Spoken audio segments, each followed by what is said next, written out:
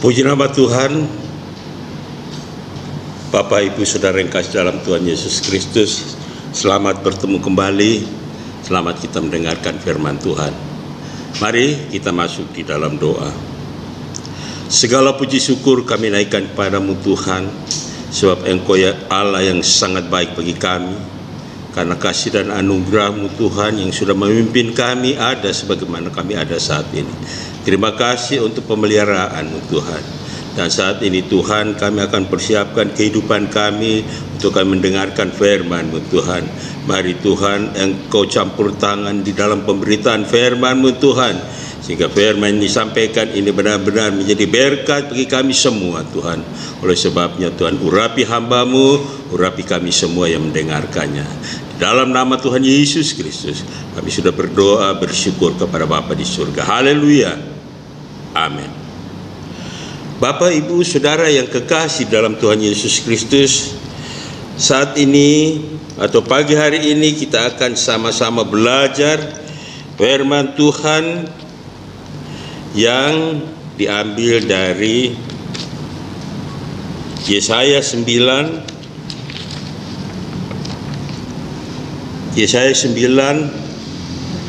ayat 1 dan ayat 5.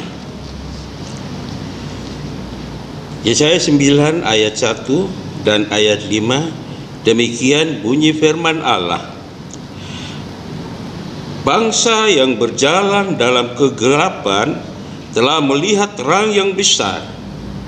Mereka yang diam di negeri kekelaman, atasnya terang telah bersinar.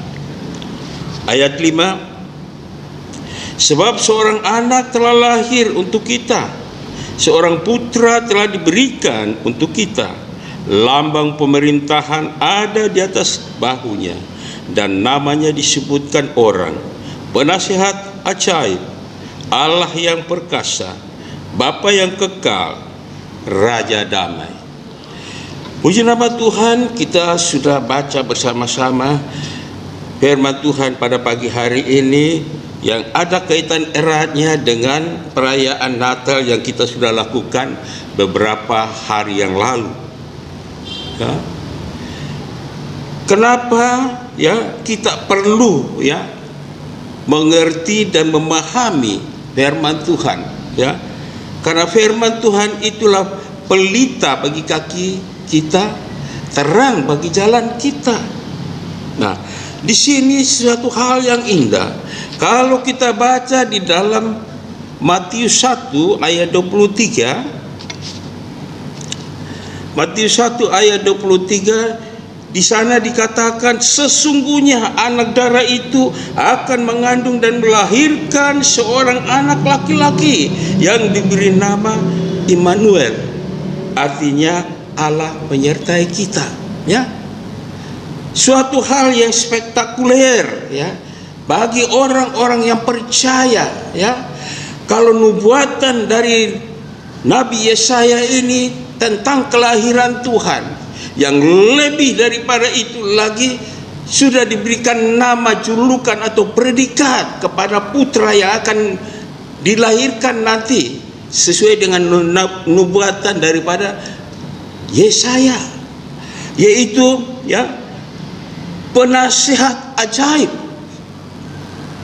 ya. Demikian pula ya Allah yang perkasa, Bapa yang kekal, dan Raja Damai, ya. Tidak ada satu manusia di muka bumi ini yang kelahirannya dinubuatkan oleh nabi-nabi atau oleh orang-orang terdahulu dan diberikan julukan, tapi mereka merasakan bahwa hal-hal yang seperti itu memang tidak mungkin akan terjadi bagi orang-orang lain selain daripada Tuhan Yesus Kristus.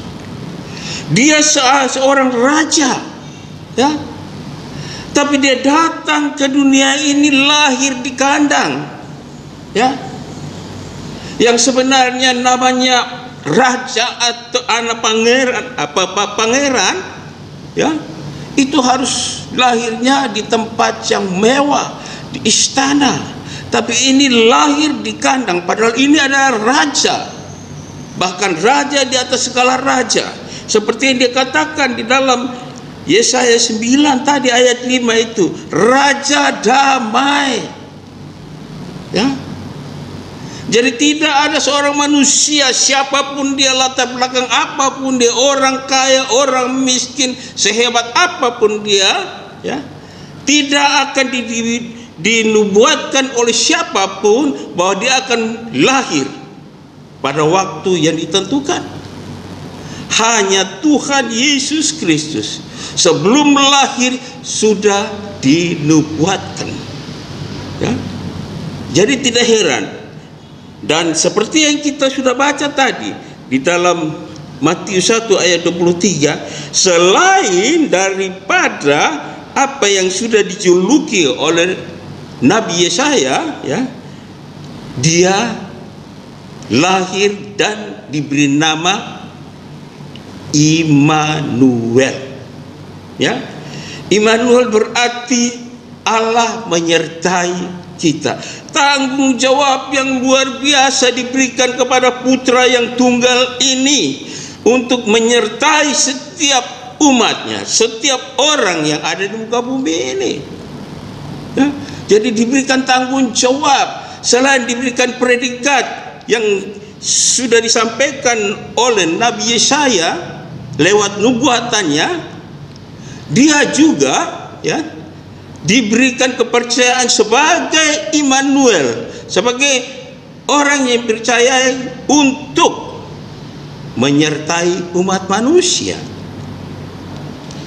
Begitu pula kalau kita lihat di dalam Lukas 1 ayat 31, di sana dikatakan, hari ini telah lahir bagimu juru selamat, yaitu Kristus. Luar biasa. Jadi dia adalah juru selamat, yang dilahirkan adalah juru selamat umat manusia. Ya, jadi kita yang percaya kepada Tuhan tidak salah. Ya, karena firman Tuhan adalah murni, firman Tuhan ini asli. Tidak dibuat-buat, tidak direkayasa. Ya, sehingga luar biasa, ya. Lahir seorang juru selamat, yaitu Kristus. Dan kita tahu Kristus itu apa? Kristus artinya yang diurapi. Ya, kita bangga, ya. Setiap tahunnya kita merayakan hari kelahiran Tuhan Yesus, ya. Kelahiran Tuhan Yesus ini membawa sukacita, damai sejahtera bagi bumi ini, bagi dunia ini. Terlebih bagi mereka yang percaya bahwa memang benar satu-satunya juru selamat adalah Tuhan Yesus Kristus. Ya. Dan kalau kita lihat juga di dalam Lukas 2 ayat 11, di sana dikatakan, sesungguhnya engkau akan mengandung dan melahirkan seorang anak laki-laki dan diberikan nama yaitu Yesus. Ya? Jadi ini nama-nama ini sudah disediakan jauh-jauh hari sebelum Yesus lahir. Ya? Oleh sebabnya mari, ya, kita yang ada pada saat ini yang mendengarkan firman Tuhan, ya, taruhlah pikiran kita, taruhlah hati kita, taruhlah hidup kita di dalam Tuhan, karena Dia Allah Immanuel yang menyertai kita dalam situasi kondisi apapun. Tetap Dia menyertai kita, dan kita harus percaya bahwa Dia satu-satunya juru selamat yang akan menyelamatkan jiwa kita. Kalau kita percaya sungguh-sungguh kepadanya, kita akan meraih keselamatan itu. Karena keselamatan itu disediakan bagi setiap orang yang percaya kepada Tuhan. Bapak, Ibu, Saudara yang kekasih di dalam Tuhan Yesus Kristus, jangan buang waktu, Jangan sia-siakan waktu yang ada. Tetap pakai waktu itu untuk datang beribadah kepada Tuhan, untuk setia mendengarkan firman Tuhan, untuk membuka kehidupan kita diisi oleh kebenaran firman, sehingga hidup kita semakin hari semakin layak di hadapan Tuhan, dan kita semakin mengerti rencana Tuhan, maksud-maksud Tuhan dalam kehidupan kita. Jadi kita tidak statis, tapi hari demi hari kita lebih maju, lebih mengenal Tuhan secara pribadi. Bapak Ibu Saudara yang kasih dalam Tuhan Yesus Kristus, sekali lagi saya menghimbau kepada kita semua, mari kita pertahankan iman percaya kita. Kita jangan melihat kiri dan kanan, belakang. Kita jangan melihat situasi kondisi yang ada saat ini, tapi marilah kita lihat hanya kepada Dia yang menjadi Immanuel bagi kita, yang menjadi juru selamat bagi kita, dan yang menjadi penasehat ajaib bagi kita, Allah yang perkasa, Bapa yang kekal, dan sebagai Raja damai bagi kita semua. Amin. Mari kita masuk di dalam doa. Terima kasih Tuhan untuk waktu dan kesempatan yang sudah Engkau berikan Tuhan. Kami sudah mendengarkan firman-Mu. Biarlah firman yang sudah kami dengar Tuhan meteraikan dalam setiap kehidupan kami, menjadi rema, menjadi berkat bagi kami Tuhan, karena kami sangat membutuhkan firman-Mu. Firman-Mu adalah pelita bagi kami, terang bagi jalan kami, yang senantiasa mencerahkan kehidupan kami, yang senantiasa menuntun kehidupan kami. Oleh sebabnya kami pasrahkan hidup kami dalam tangan kuasa-Mu.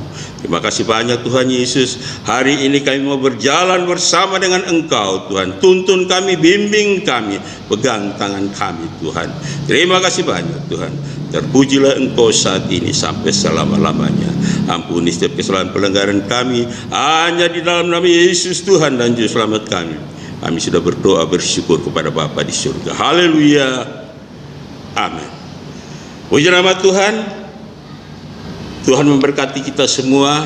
Selamat beraktivitas dan salam narwastu. Amin.